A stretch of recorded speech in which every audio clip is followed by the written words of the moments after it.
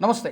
పశ్చిమ బెంగాల్ ముఖ్యమంత్రి సువేందు అధికారికి బెంగాల్ ప్రజలు సెల్యూట్ కొడుతున్నారు. అతను తీసుకుంటున్నటువంటి ఒక్కొక్క నిర్ణయానికి చప్పట్లు కొడుతున్నారు. తాజాగా మరొక సంచలన నిర్ణయం తీసుకున్నారు.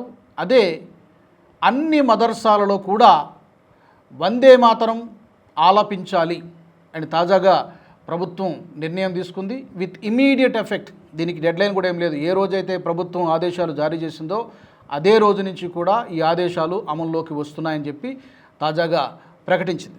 జస్ట్ ఒక 1 వీక్ బ్యాక్, ఒక వారం రోజుల క్రితమే అన్ని పాఠశాలలకు ఈ యొక్క నియమాన్ని వర్తింపజేశారు. వందే మాతరం పాడాలి. అది ప్రైవేట్ స్కూల్స్ అయినా లేకపోతే ప్రభుత్వ స్కూల్స్ అయినా కూడా తప్పనిసరిగా వందే మాతరం ముందు పాడాలి. తర్వాత చివరిలో Jana Gana Mana, national anthem, national song, ఈ 2 కంపల్సరీ. అది కూడా జస్ట్ ఒక వారం రోజుల కిందటే అన్ని స్కూల్స్కి సర్క్యులేషన్ ఇవ్వడం జరిగింది, ఆదేశాలు ఇవ్వడం జరిగింది. ఇప్పుడు మదర్సాలలో కూడా గుర్తింపు పొందినటువంటి అన్ని మదర్సాలలో కూడా వందే మాతరం పాడి తీరాల్సిందే. ఈ నిర్ణయాన్ని తీసుకున్నారు సువేందు అధికారి. ఇది నిజంగా సెక్యులర్ పార్టీలకు, కుహనా సెక్యులర్ వాదులకు రుచించకపోవచ్చు, కానీ నిజానికి నిజమైనటువంటి జాతీయవాదులందరూ కూడా ఈ యొక్క నిర్ణయాన్ని వెల్కమ్ చేస్తున్నారు. సువేందు అధికారికి సెల్యూట్ కొడుతున్నారు. జాతీయవాద భావన పెంపొందించాలి.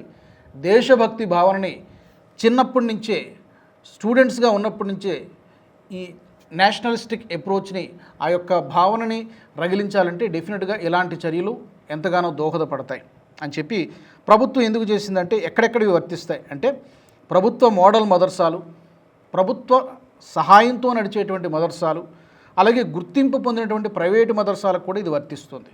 ప్రైవేటే కదా మాకు నచ్చినట్టు చేసుకుంటామంటే కుదరదు. మొత్తం అంతా కూడా రెగ్యులరైజ్ చేయడం జరిగింది.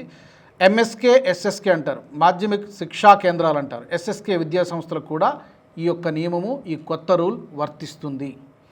రిపోర్ట్ల ప్రకారం చూస్తే సుమారు ఈ విద్యా సంస్థల్లో ఒక 5 లక్షల మంది వరకు విద్యార్థులు ఉంటారు. రాష్ట్రంలో ఎన్నున్నాయి ఇలాంటి మదర్సాలంటే సుమారుగా 614 గుర్తింపు పొందినటువంటి మదర్సాలు ఉన్నాయి. ఈ మదర్సాలన్నిటికీ కూడా ఈ ప్రభుత్వం తీసుకున్నటువంటి ఈ నిర్ణయం, ఈ ఆదేశాలు వర్తిస్తాయి విత్ ఇమీడియట్ ఎఫెక్ట్. మీకు గుర్తుండే ఉంటుంది, ఫిబ్రవరిలో, ఈ సంవత్సరమే 2026 ఫిబ్రవరిలో ఒక ప్రభుత్వం, మినిస్ట్రీ ఆఫ్ హోమ్ అఫైర్స్, మన హోం మంత్రిత్వ శాఖ ఒక నిర్ణయం తీసుకుంది. కొన్ని గైడ్లైన్స్ని జారీ చేసింది దేశవ్యాప్తంగా. అప్పుడు కూడా చాలా చర్చనీయాంశమైంది. కొన్ని పార్టీలు, కాంగ్రెస్ పార్టీ, సమాజ్వాదీ పార్టీ, మన తెలంగాణలో ఉన్నటువంటి AIMIM party, Asaduddin Owaisi party, అక్కడ అస్సాంలో ఉన్నటువంటి బద్రుద్దీన్ అజ్మల్ పార్టీ, ఇలా సెక్యులర్ ముసుగు వేసుకున్నటువంటి చాలా పార్టీలు ఈ నిర్ణయాన్ని వ్యతిరేకించాయి. అప్పుడు ఏం చెప్పింది ప్రభుత్వం గైడ్లైన్స్ అంటే 6 స్టాంజాస్, 6 చరణాలు. అంటే నిజానికి మనం గత కొన్ని సంవత్సరాల నుంచి 2 చరణాలని మాత్రమే మనం ఆలపిస్తున్నాం వందే మాతరంలో, పూర్తిగా మనం పాడటం లేదు. దానిపై కూడా చాలా పెద్ద కాంట్రవర్సీ జరిగింది, పెద్ద కుట్ర జరిగిందని చాలామంది చెబుతూ ఉంటారు. ఇప్పుడు ఫిబ్రవరిలో ప్రభుత్వం తీసుకున్నటువంటి నిర్ణయం ఏంటంటే మొత్తం 6 చరణాలని కూడా పూర్తిగా పాడి తీరాల్సిందే. ఇది హోంమంత్రిత్వ శాఖ ఫిబ్రవరిలో ఆదేశాలు జారీ చేసింది. అన్ని ప్రభుత్వ కార్యక్రమాలు, పబ్లిక్ ఈవెంట్స్లో కూడా ఇది ఫాలో కావాలి. ఇది పూర్తిగా పాడితే సుమారు 3 నిమిషాల 10 సెకండ్ల పాటు నిడివి ఉంటుంది. ఇది ఖచ్చితంగా ఫాలో కావాల్సిందే. దీంట్లో మినహాయింపులేమీ ఎవరికీ లేవు. అందరికీ ఒకటే నియమం వర్తిస్తుంది. అవి మదర్సాలైనా లేకపోతే ఏ స్కూల్స్ అయినా కూడా అని ప్రభుత్వం చెప్పడం జరిగింది. అలాగే అరైవల్ డిపార్చర్స్, ప్రెసిడెంట్స్ వచ్చినప్పుడైనా, రాష్ట్రపతి పర్యటనల సందర్భంలో కానీ, అరైవల్ కానీ డిపార్చర్ కానీ, వచ్చినప్పుడు కానీ వెళ్ళిపోయినప్పుడు కానీ, గవర్నర్స్ కూడా వచ్చినప్పుడు కానీ వెళ్ళిపోయినప్పుడు కానీ, రాష్ట్ర అధికారిక కార్యక్రమాల్లో కూడా ఈ యొక్క వందే మాతర గీతాలాపన జరగాల్సిందే. నేషనల్ యాంథమ్, జనగణమన చివరిలో వందే మాతరం మొదట, నేషనల్ ఫ్లాగ్కి సెల్యూట్ కొట్టాలి, ప్రతి ఒక్కరూ నిలబడాలి. ఎందుకు తీసుకుంది ఈ నిర్ణయం కేంద్ర హోంమంత్రిత్వ శాఖ అంటే సింపుల్, ఒకటే రీజన్ మనం చెప్పుకోవచ్చు. ఇందాక నేను చెప్పినట్టుగా నేషనల్ ఇంటిగ్రిటీ, జాతీయ ఐక్యతను బలోపేతం చేయడానికి, దేశభక్తి భావనను పెంపొందించడానికి, అన్ని స్కూల్స్ కూడా ఒకటే, సమానత్వం, ఈక్వాలిటీ మెయింటైన్ చేయడానికి చిన్నప్పటి నుంచే పునాదులు పడాలి. కాబట్టి ఆ వయసు నుంచే, అది 5th క్లాస్ కావచ్చు, లేకపోతే అంతకంటే ప్రీ ప్రైమరీ స్కూల్స్ నుంచి కావచ్చు, ఈ యొక్క డిసిప్లిన్, క్రమశిక్షణ, దేశభక్తి భావనను అలవాటు చేస్తే వాళ్ళకు మంచి పౌరులుగా తయారయ్యేటువంటి అవకాశం ఉంది.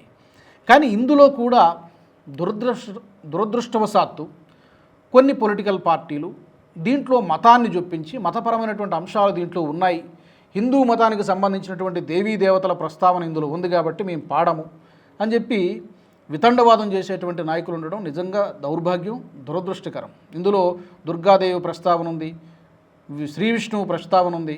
కాబట్టి ఈ నేషనల్ సాంగ్లో ఇది ఎందుకు కంపల్సరీ చేయాలి? జనగణమన ఉంది కదా, మళ్ళీ నేషనల్ యాంథమ్ ఉంది కాబట్టి మళ్ళీ మనం ఎందుకు దీన్ని కంపల్సరీ చేయాలంటూ అసదుద్దీన్ ఓవైసీ గారు ప్రశ్నించారు. కానీ వాళ్ళ అభ్యంతరంలో వ్యక్తం చేసినటువంటి అభ్యంతరాల్లో దానికి లాజిక్ లేదు అని చెప్పాలి. ఎందుకంటే ఇందులో మతం గురించి మాట్లాడాల్సినటువంటి అవసరం లేదు. నేషనల్ యాంథమ్ కానీ నేషనల్ సాంగ్ కానీ వీటిల్లో ఇదేమి బీజేపీ పార్టీకి సంబంధించినటువంటి గీతం కాదు, నెంబర్ 1. లేదా ఆర్ఎస్ఎస్ గీతం అంతకంటే కాదు, ఆర్ఎస్ఎస్ వేరే పాట ఉంది, దానికి దీనికి సంబంధం లేదు. మరి ఇందులో మతాల ప్రస్తావన ఎక్కడ ఉంది? సెక్యులరిజం లేదా సెక్యులర్ అనేటువంటి మాటను మిస్యూజ్ చేస్తున్నారేమో, లేదా తప్పుగా అర్థం చేసుకుంటున్నారేమో అనిపిస్తుంది ఎలాంటి వాదనలు మనకు వినిపించినప్పుడు.